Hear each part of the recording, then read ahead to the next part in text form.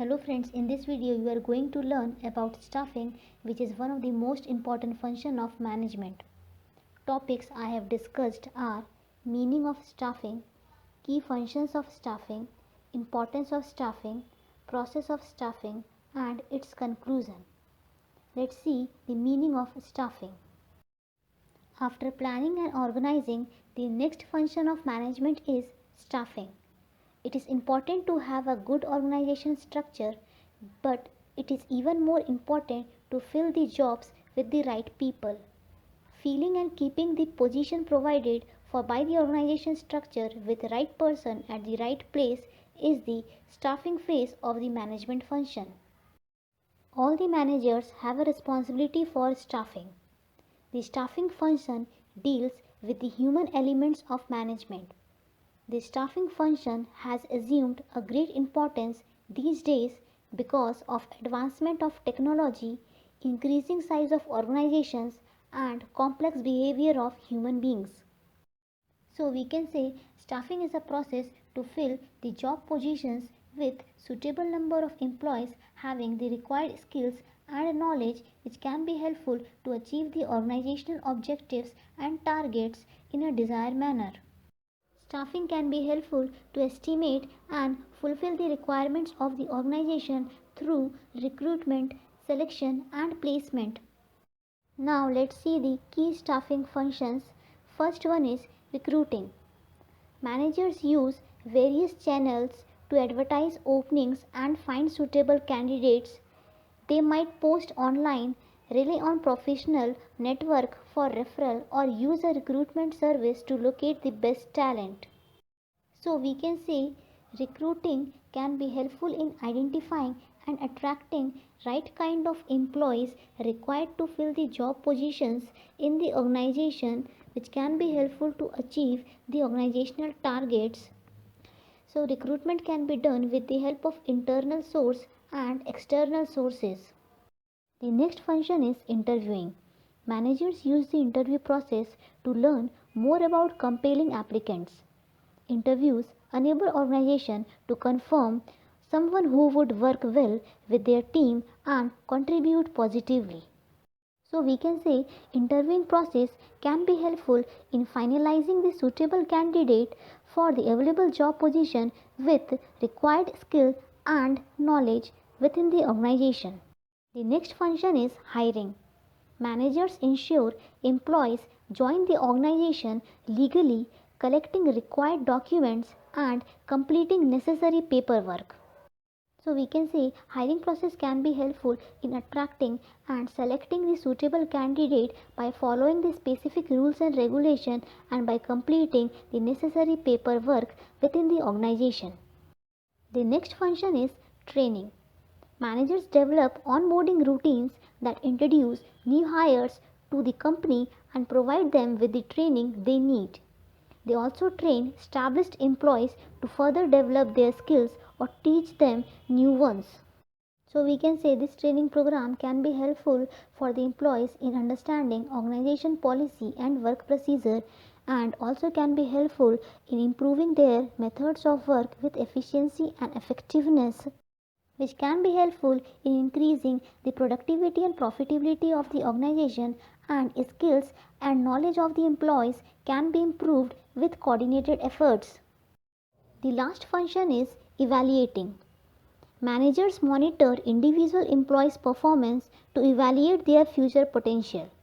They typically decide whether to promote or reassign employees who offer value and determine which employees do not fit with the company. So we can say evaluation function can be helpful for the employees in reviewing their strength as well as weaknesses based on their merit of their job performance, and later career opportunities can be provided based on their job performance. Now let's see the importance of staffing. Staffing is people centered. Success in dealing with people will depend upon the degree to which they are perceived as making realistic contribution to the solution of management problems. It should be remembered that every manager is expected to perform this function because he is engaged in getting things done through and with the help of people. There are various importance of proper and efficient staffing. They are as: the first importance of staffing is helps in finding efficient worker. Staffing helps in discovering talented and competent workers and develops them to work more efficiently for achievement of organizational goals. So we can say staffing plays a vital role in searching and selecting a suitable candidate for the available job position, and later they can be trained with improved level of skills and job performance. The next importance is helps in increased productivity. Staffing ensures greater production by putting right man at the right job. It helps in improved organizational productivity through proper selection according to requirement. The next importance of staffing is it maintains harmony. Staffing maintains harmony in the organization. Through proper staffing, individuals are not just recruited and selected, but their performance is regularly appraised and promotions are done. This gives everyone an equal opportunity for getting better compensation, which finally result in peace and harmony. So we can say with the help of proper staffing, the conflict or dispute in the organization can be managed in a better manner, and employees can be promoted or appraisal can be done based on their job performance, which may result peace and positive work environment within the organization. The last importance of staffing is staffing helps in morale boosting. Job satisfaction keeps the morale high of the employees. Through training and development program, their efficiency improves and they feel assured of their career advancement. So we can say a proper staffing can be helpful in boosting the morale and confidence of the employees, and also can be helpful in providing job satisfaction behavior, which can be helpful in improving their work performance with better outcomes. Now let's see the process of staffing. Staffing function is performed by all managers at all levels. However, its scope is different in small and large organization. In large organization, there is a separate department called Human Resource Department with a specialist to manage the people. Staffing is an important part of human resource management, as it is the practice of finding, evaluating, and establishing a working relationship with people. Following are the steps involved in staffing process. First one is manpower planning. Estimation of manpower requirements in the future is the first stage in the staffing process. It is known as manpower or human resource planning. Its purpose is to make right kind of personnel available so that there is no surplus or shortage of people in any department. To determine the qualification needed to meet the requirements of job, the organization first of all has to analyze the jobs, write the job description and prepare job specifications. So we can say with the help of manpower planning, the estimation of the employees can be done with the required number of skills or qualification who can perform their roles and responsibilities by increasing the productivity and profitability of the organization. But for the successful result, the job description and job specification must be made based on the needed requirement of the organization. The second process of staffing is recruitment. Once the requirement of manpower is known, the process of recruitment starts. It is the process of identifying the sources for prospective candidates and to stimulate them to apply for the jobs. It is a positive process as it attracts suitable candidates to apply for available jobs. The process of recruitment and the cost involved in it depends on the size of the undertaking and the types of persons to be recruited. The sources of recruitment can be: first one is internal sources, it means recruitment from within the enterprise. Second one is external sources, recruitment from outside.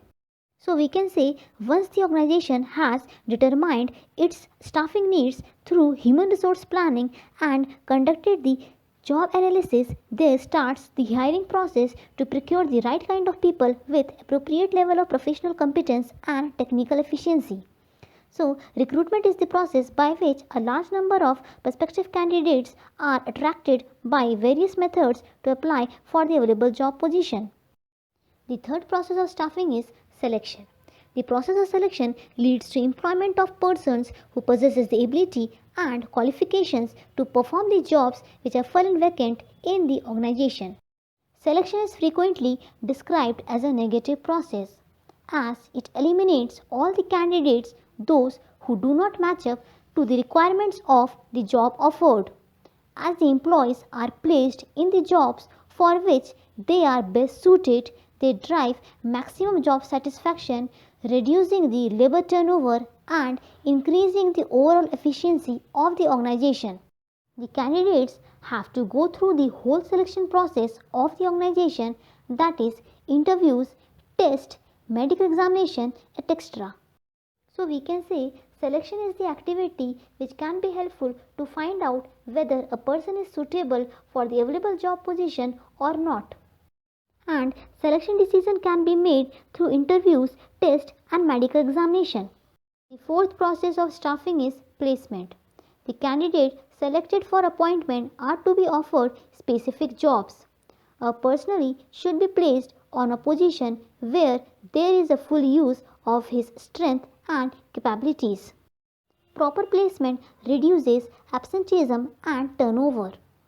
So we can say placement process can be helpful in offering specific job position to the employees based on their skills and knowledge.